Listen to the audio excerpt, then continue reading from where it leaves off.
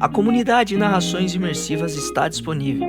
Acesse o link na descrição, ou então no primeiro comentário fixado, ou até mesmo no QR Code na sua tela. Você pode assinar a nossa comunidade em duas plataformas.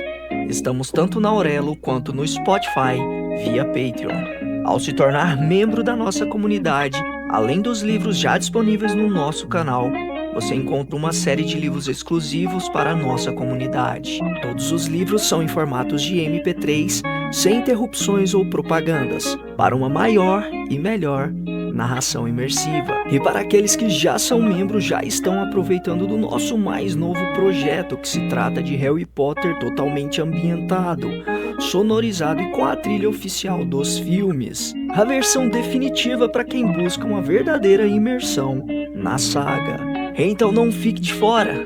Assine a nossa comunidade e descubra mais uma forma de ouvir narrações imersivas.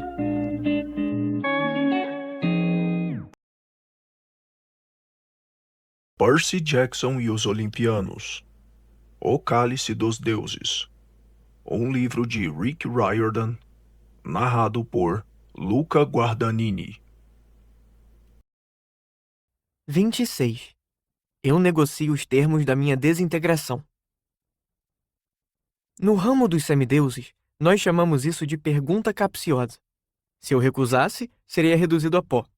Se concordasse, teria que lutar com um velho. Aí seria reduzido a pó. Ao olhar para Gary, tive dificuldade de focar. E não só por causa da tanga imunda e da boca banguela. A presença dele fazia com que eu me sentisse claustrofóbico no meu próprio corpo. O sangue rugiu nos ouvidos. As mãos ficaram suadas. Tive que lutar com uma sensação de pânico, como se minha pele já tivesse começado a desmoronar. Entendi porque até deuses como Íris podiam ter medo daquele cara. A imortalidade era uma coisa. Ser velho para sempre era bem diferente. Outros deuses preferiam parecer jovens e bonitos. Gary fazia questão de exibir a velhice, cada milênio. Eu imaginava que, quando os olimpianos o olhavam, percebiam quanto eram de fato velhos. Ele parecia o quadro daquela história do cara que nunca envelhece, mas o retrato, sim. Earl Grey? Não, isso é um chá. Não lembro o nome, mas aquela história me apavorou.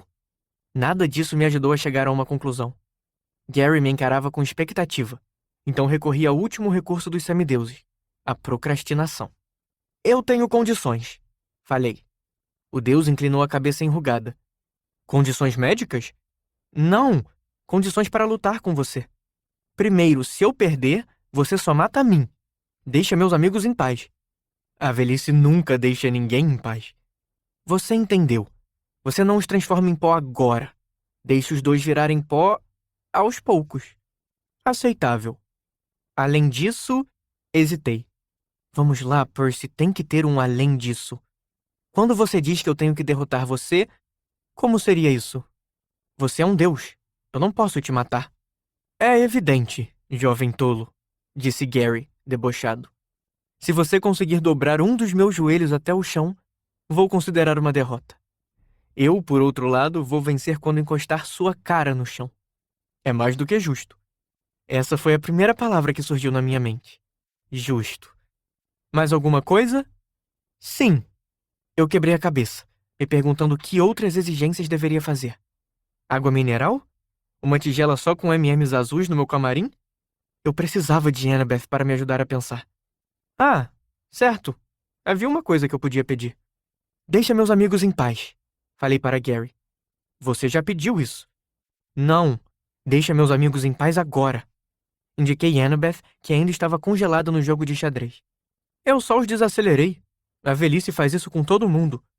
Eu quero os dois aqui, para me despedir no mínimo. O que quer que aconteça comigo, quero que eles vejam. Isso não é um esporte de espectadores, reclamou ele, e foi a primeira vez que alguém disse isso sobre luta livre. Você quer lutar comigo ou não? Senti que podia correr o risco de falar isso porque o brilho nos olhos de Gary me dizia que ele estava ávido para arrastar meu rosto no chão. Não era o primeiro a alimentar esse desejo. Tudo bem, resmungou. Ele estalou os dedos ossudos. Annabeth e Grover descongelaram. Os dois se viraram na minha direção, tiraram as presas de lenço mentolado super atraentes das narinas e correram em direção ao parquinho. Quando Annabeth nos alcançou, já tinha puxado a faca. Grover segurava um moti de gengibre preto como se fosse uma shuriken. O que está acontecendo? Perguntou meu amigo, erguendo o doce como se estivesse pronto para virar um assassino do Donut. Annabeth avaliou Gary e soltou um palavrão baixinho. Geras, suponho. Eu deveria ter percebido que estávamos lutando contra a velhice. O Deus riu. E eu deveria ter falado com você primeiro, mocinha. Dá pra ver que você é o cérebro por trás dessa operação. Está tranquilo, falei para meus amigos. A gente fez um acordo. Annabeth fuzilou o Deus com um olhar. Me deixe adivinhar, luta livre? Com licença, preciso dar uma palavrinha com meu cliente. Ela segurou meu braço e me arrastou para a outra ponta do parquinho. Atrás de nós, ouvi Gary perguntar a Grover. Você vai comer isso? Annabeth segurou meus ombros. Percy, você não pode fazer isso. Ei, não é algo que eu queira fazer. Você não tem como vencê-lo. Queria argumentar que era a nossa única opção. Era bem melhor do que nós três virarmos sujeira de tumba. Mas pela expressão de Annabeth, percebi que ela já tinha avaliado a situação de todos os ângulos. Estava bem à frente, como sempre. Hércules lutou com a velhice e ficou num impasse, explicou ela. Foi a única vez que Geras foi obrigado a declarar empate. Vencê-lo é impossível. Qual foi o segredo de Hércules? Não teve segredo, só força bruta. Massageei o bíceps e tentei não me sentir ofendido. Eu não era tão fraco assim, mas superforça não estava na minha lista de poderes. O que eu tinha era respirar embaixo d'água e falar com cavalos, que não eram tão úteis em uma briga de parquinho no Greenwich Village. Tem que ter outro jeito. Sua mãe me disse uma vez na barragem de Hoover que tem sempre uma saída. Falei. Para os que são espertos o bastante para encontrá-la. Eu sei. Mas isso... Geras é uma força da natureza. Ele é implacável. Não tem como você lutar contra a velhice. A não ser que você seja imortal, pensei. Mas era por isso mesmo que Geras tinha roubado o cálice. O objeto permitia que se burlasse o sistema. E ele não estava errado sobre a imortalidade ser uma maldição. Os deuses eram os seres mais problemáticos que eu já tinha conhecido. Haviam tido séculos para lidar com os próprios problemas. Mas não lidaram. Óbvio, trocavam de roupa e modernizavam seus estilos de vida de vez em quando. Mas no coração, ainda eram iguaizinhos a quem tinham sido na Idade do Bronze. Senti um buraco na barriga. Eu não sabia se era desespero, desesperança ou o Donut. Estava do lado errado da luta? Se fosse embora e deixasse Gary ficar com o cálice, Ganymedes talvez fosse humilhado e exilado do Olimpo. Isso seria tão ruim? Os deuses seriam obrigados a servir as próprias bebidas. Teriam uma ferramenta a menos para criar novos imortais. Ganymedes poderia arrumar um emprego no suco gostoso. Talvez Gary até escrevesse uma carta de recomendação para mim, me elogiando por abraçar meu velho rabugento interior.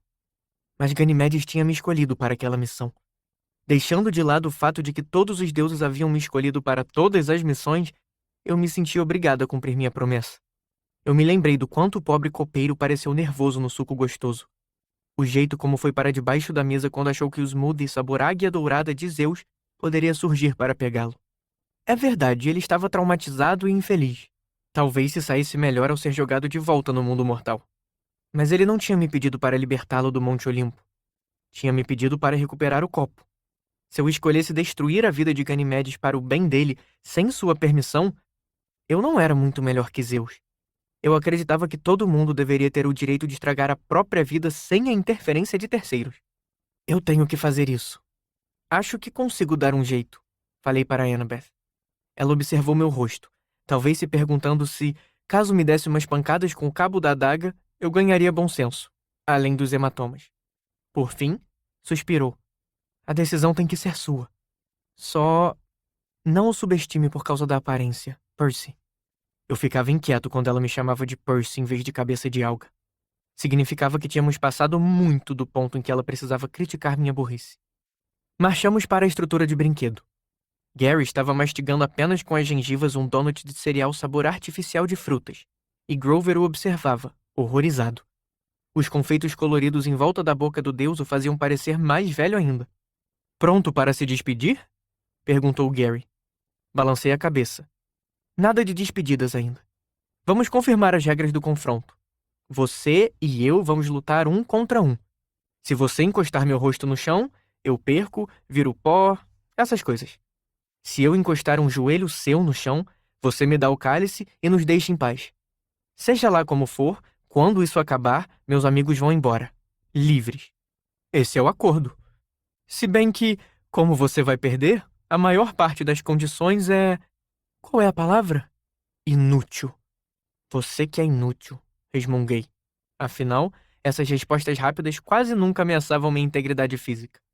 Ou você pode trocar o cálice por esses donuts que sobraram. Grover abanou a tampa da caixa, espalhando o cheiro de moti na direção do deus. Aí a gente pode cada um seguir caminho. Ainda tem mais 2 de gergelim preto e 1 de pistache. Gary pareceu considerar a oferta. A meu ver, Moti Donuts estariam bem perto de cálices mágicos em qualquer sistema de troca pós-apocalíptico. Acho que talvez Grover houvesse tido uma boa ideia. Ele estava prestes a tornar minha vida bem mais fácil e também mais longa. Mas Gary fez que não. Vamos seguir o acordo original. Tudo bem, murmurei. Quando a gente começa? Nem tive tempo de respirar. De repente, Gary estava nas minhas costas, com os braços como garras de aço nos meus ombros, as pernas envolvendo minha caixa torácica e as mãos afundando na minha pele como se eu fosse um cavalo que não cooperava. Meus joelhos se dobraram. O cara pesava 1 tonelada. Estendi as mãos e aparei a queda, o rosto a centímetros do asfalto. O bafo azedo dele fez minha cabeça girar. Sua voz disse no meu ouvido: "Ah, nós podemos começar a hora que você quiser."